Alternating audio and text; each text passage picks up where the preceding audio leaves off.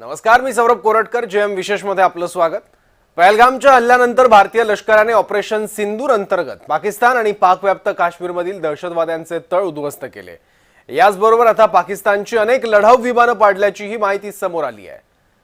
भारतीय हवाई दलाचे प्रमुख ए.पी. सिंग यांनी ऑपरेशन सिंदूरच्या यशाची माहिती दिली.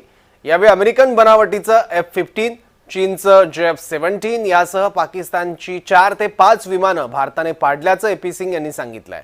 तसंच पाकिस्तानने भारताची विमानं पाडल्याचा पाकिस्तानचा दावा हास्यास्पद असून त्या त्यांच्या मनोहर गोष्टी असल्याचा टोलाही सिंग यांनी लगावलाय. एवढी विमानं जर पाडली असतील तर पाकिस्तान त्याचा एक सुद्धा पुरावा का देऊ शकला नाही असंही त्यांनी म्हटलंय. 93व्या हवाई दल दिनानिमित्त आयोजित कार्यक्रमामध्ये बोलत असताना सिंग यांनी ही माहिती दिली आहे. उन्होंने कहा हमने इतने जेट गिराए, आपने कुछ नहीं बोला. मैं अभी भी कुछ नहीं बोल रहा हूँ उसके बारे में, और ना मैं बोलना चाहूँगा. अगर वो सोचते उन्होंने मेरे 15 जेट गिराए हैं, उनको सोचने दो कितना नुकसान हुआ, नहीं हुआ, कैसे हुआ, क्या, कुछ नहीं बताना चाहिए, क्योंकि उनको पता करने दो ना. जैसे हम भी तो कुरेद के निकाल रहे हैं ना, हमने क्या कर पाए हम लोग, तो उनको भी निकालने दो.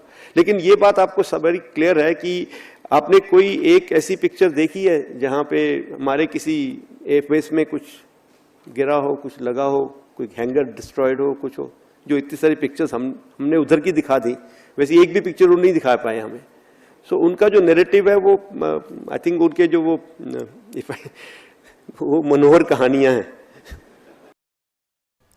तर भारताच्या हवाई हल्ल्यात पाकिस्तानचं काय काय नुकसान झालं त्याबद्दल सिंग यांनी काय माहिती दिली आहे ती एकदा आपण पाहूयात. पाकचे 5 फायटर जेट भारताकडून उद्ध्वस्त करण्यात आल्याचं त्यांनी सांगितलंय. पाकचं एक मोठं सर्व्हिलन्स प्लेन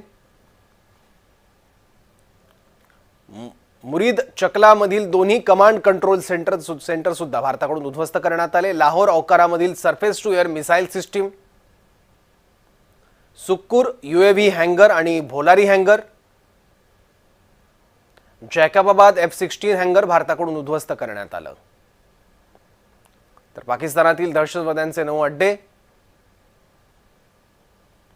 आणि C-130 क्लास एअरक्राफ्ट भारताने नष्ट केल्याची माहितीही त्यांनी दिली आहे. तर पाकिस्तानने भारतीय जेट पाडल्याबद्दल या आधी सुद्धा काही दावे प्रतिदावे करण्यात आलेले आहेत. त्यातले काही महत्त्वाचे दावे प्रतिदावे आपण बघूयात. 8 मे 2025 ला पाकिस्तानचे पंतप्रधान शहबाज शरीफ यांनी म्हटलं होतं, आम्ही प्रत्युत्तरादाखल केलेल्या कारवाईत भारताचे 5 फायटर जेट पाडले. तर आपण युद्धाच्या स्थितीत आहोत आणि नुकसान होणं हा युद्धाचा भाग आहे असं 11 मेला एअर मार्शल AK भारती यांनी वक्तव्य केलं होतं. तर विमान पाडलं का हे महत्त्वाचं नाही, तर असं का घडलं हे महत्त्वाचं असल्याचं ब्लूमबर्गला दिलेल्या मुलाखतीत CDS अनिल चौहान हे 31 मे रोजी म्हटले. ऑपरेशन सिंदूरमध्ये आपल्या सैन्य ठिकाणांचं नुकसान झालेलं नाही. पाकमधले 9 टार्गेट आपण उद्ध्वस्त केले. भारताचं नुकसान झाल्याचा एक सुद्धा फोटो नाही असं अजित डोभाल यांनी 31 मे रोजी म्हटलं.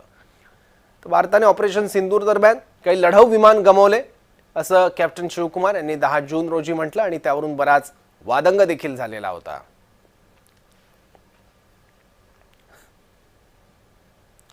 ऑपरेशन सिंदूर नंतर भारताची पाकिस्तान विरुद्धची भूमिका आणखी कठोर झाली आहे. लष्कर प्रमुख जनरल उपेंद्र द्विवेदी यांनी पाकिस्तानला नकाशावर दिसायचं असेल तर दहशतवाद्यांना मदत करणं थांबवावं लागेल असा स्पष्ट शब्दात इशारा दिलाय. पाकिस्तानने दहशतवादाला पाठिंबा देणं थांबवलं नाही तर ते नकाशावरून पुसले जाऊ शकतात. इतकंच नाही तर यावेळी भारतीय लष्कर पाकिस्तान विरुद्ध कोणतीही संयमाची भूमिका घेणार नाही. जर पाकिस्तानने दहशतवाद थांबवला नाही तर भारत ऑपरेशन सिंदूरचा दुसरा टप्पा सुरू करेल असा इशाराही त्यांनी पाकला दिला आहे. इस बार भारत देश पूरी तैयारी के साथ है और इस बार वो संयम नहीं रखेगा जो सिंदूर 1.0 में हमने संयम रखा. इस बार हम आगे की कार्रवाई करेंगे और कुछ ऐसी कार्रवाई करेंगे कि हो सकता है पाकिस्तान को सोचना पड़े कि उसे इतिहास में भूगोल में रहना है कि नहीं रहना है. अगर उसे भूगोल में अपनी जगह बनानी है तो उसके लिए उसे जो स्टेट स्पॉन्सर टेररिज्म जिसको हम बोलते हैं, यानी कि उसका देश जो टेररिज्म को स्पॉन्सर कर रहा है उसे रोकना पड़ेगा.